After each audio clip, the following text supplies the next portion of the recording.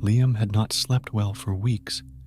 He tossed and turned in his bed, unable to find peace in the dark.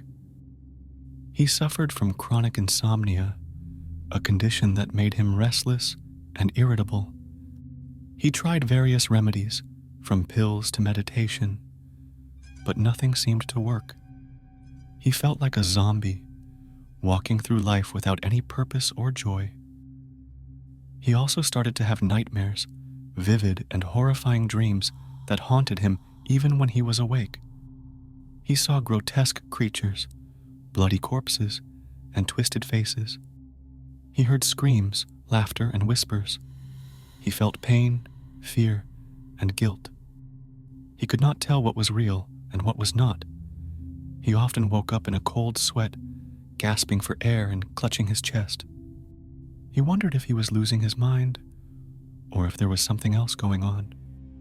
He noticed that his nightmares often coincided with strange events in his neighborhood. A series of murders, disappearances, and accidents had plagued the area for the past month. The police had no clues, no suspects, no motives. The media called it a curse, a serial killer, or a cult. Liam had a different theory. He thought that his nightmares were somehow connected to the crimes. He decided to investigate to find out the truth. He bought a camera, a recorder, and a tracker. He set them up in his bedroom, hoping to capture any evidence of his nocturnal activities.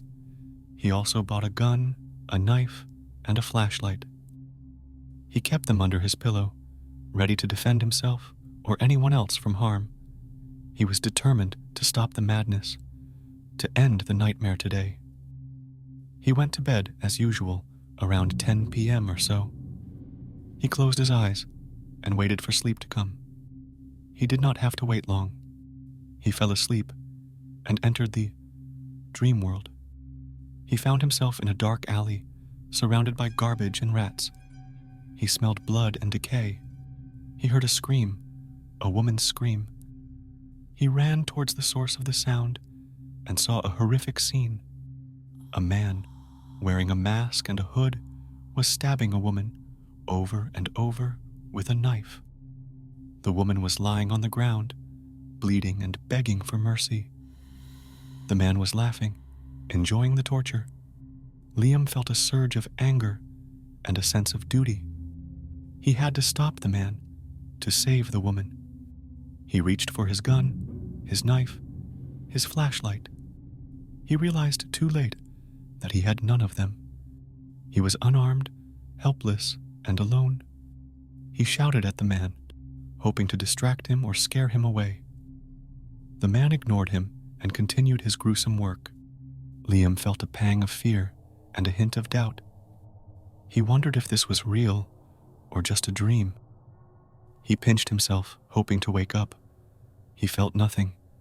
He was trapped in a nightmare. He decided to act, to do something. He picked up a brick and threw it at the man. He missed and hit the wall. The man turned around and saw him. He smiled and dropped the knife. He reached for something else, something bigger and louder. A gun.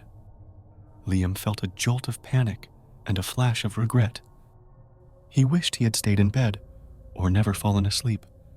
He cursed himself and his insomnia. He ran as fast as he could away from the man. The man followed him and fired. He missed and hit a trash can. He fired again and hit a window. He fired again and hit a car. He fired again and hit Liam. Liam felt a burst of pain and a wave of shock. He fell to the ground, bleeding and dying. He looked at the man and saw his face. He recognized him and gasped. Liam was shocked. He was looking at himself.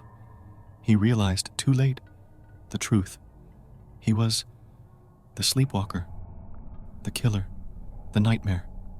He had been murdering real people while sleepwalking, unaware of his actions.